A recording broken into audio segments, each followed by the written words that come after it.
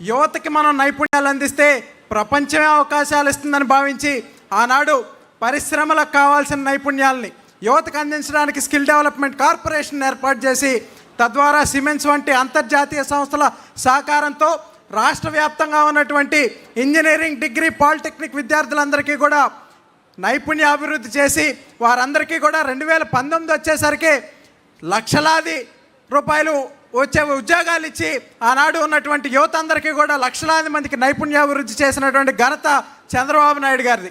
మరి ఆనాడు మనం చూసుకున్నట్లయితే విభజనతో నలిగిపోయినటువంటి రాష్ట్రానికి మరి ఒక నైపుణ్య విప్లవం ద్వారా కొత్త ఊపిరులుది ఇండియా స్కిల్ రిపోర్ట్లో సైతం ఆంధ్రప్రదేశ్ని అగ్రభాగాన్ని నిలిపిన నాయకుడు మన నాయకుడు నారా చంద్రబాబు నాయుడు గారు.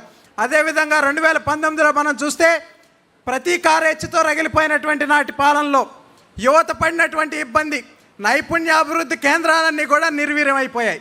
ఆ తర్వాత 30 లక్షల మంది నిరుద్యోగ యువతకి ఆంధ్రప్రదేశ్ రాష్ట్రంలో ఉద్యోగాలు కల్పించాలని 2019కి ముందే చంద్రబాబు నాయుడు గారు ప్రణాళికలు వేస్తే జగన్మోహన్ రెడ్డి అధికారంలోకి వచ్చిన తర్వాత వాటన్నిటిని కూడా తుంగలోకి దొక్కి అందరి కళని కూడా చిత్రం చేసినటువంటి ఆ ఘనత జగన్మోహన్ రెడ్డికే దక్కుతోంది.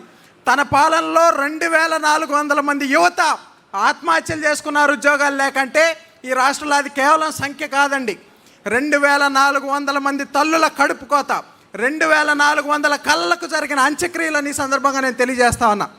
అదేవిధంగా కక్షా రాజకీయాల్లో భాగంగా అక్రమ స్కిల్ కేసులో మన నాయకుడిని 53 రోజుల పాటు అరెస్ట్ చేసి జైల్లో పెట్టగలిగారు. కానీ ఆయన విజన్ని, ఆయన పట్టుదలని, ఆయనకున్నటువంటి ఆలోచనలు మాత్రం జగన్మోహన్ రెడ్డి నిర్బంధించలేకపోయాడు అన్నాడు. అయితే ఇదే సందర్భంలో రాష్ట్ర వ్యాప్తంగా ఉన్నటువంటి మనందరం ఏ విధంగా అయితే కదిలి నిరసన కార్యక్రమాలు చేపట్టామో, మరి 1 కాదు, 2 కాదు, 3 కాదు, 79 దేశాల్లో ఉన్నటువంటి యువత అందరూ కూడా ఆయన విజన్ వల్ల లబ్ధి పొందిన వారందరూ కూడా బయటకు వచ్చి నిరసన కార్యక్రమాల ద్వారా మరి తమ అభిమానాన్ని చాటుకున్నారు. దానికి మనందరం కూడా ప్రత్యక్ష సాక్షులమయ్యాం. వీటన్నిటితో ఆనాడు రాష్ట్రంలో ఉన్నటువంటి యువత ఈ కక్ష రాజకీయాలు మాకొద్దని విసిగిపోయి ఒక స్పష్టమైన తీర్పుని 2024 ఎన్నికల్లో ఇచ్చారు. మాకు రివెంజ్ పాలిటిక్స్ కాదు, రిజల్ట్స్ ముఖ్యం అన్నారు.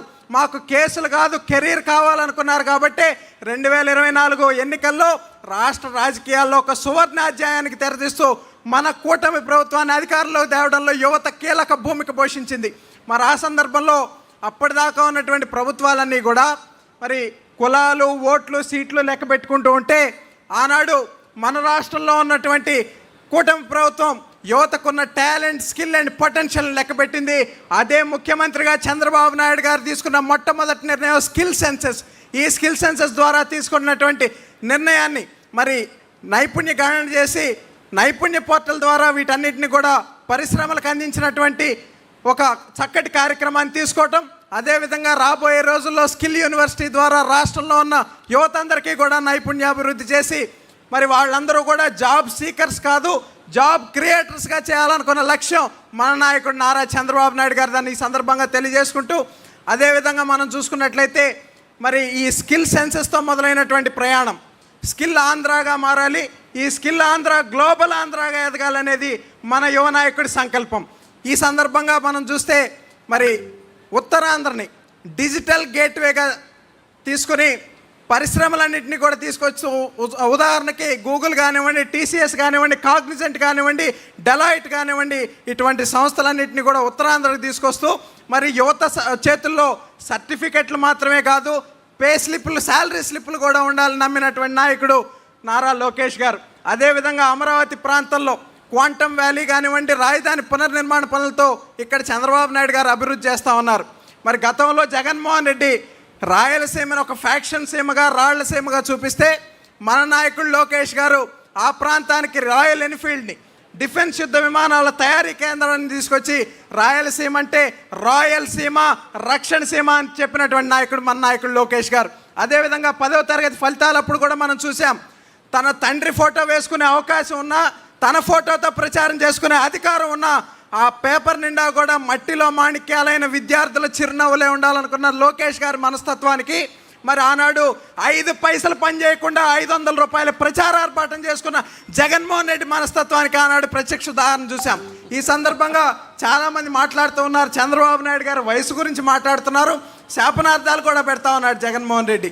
పిల్లి శాపనార్థాలకి ఉట్టి తెగదని జగన్మోహన్ రెడ్డి తెలుసుకోవాలని కూడా ఈ సందర్భంగా తెలియజేసుకుంటూ, ఈరోజు మేము జెన్జీ ప్రతినిధులుగా ఇక్కడ ఉన్నాం.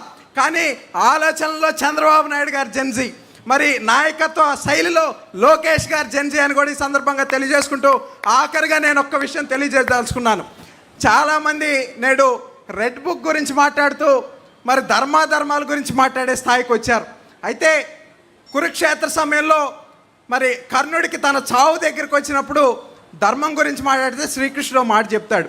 కౌరవ సభలో పాండవులను అవమానించినప్పుడు, ద్రౌపదీదేవిని వివస్త్రణ చేసినప్పుడు, అర్జునుడిని అవహేళన చేసినప్పుడు గుర్తురాని ధర్మం నువ్వు ఈరోజు నీకు గుర్తొచ్చినప్పుడు నిన్ను కాపాడే ధర్మం కాదు, నువ్వు పాటిస్తే కాపాడే ధర్మం అంటాడు.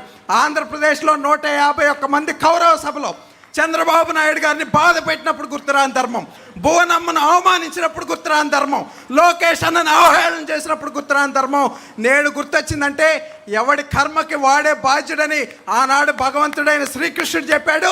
ఈరోజు ప్రజాస్వామ్యబద్ధంగా దాన్ని లోకేష్ అన్న అమలు చేస్తాడని ఈ సందర్భంగా తెలియజేసుకుంటూ అందరికీ ధన్యవాదాలు. జోహార్ ఎన్టీఆర్, జై Telugu Desam. Please subscribe to Leo News for more videos.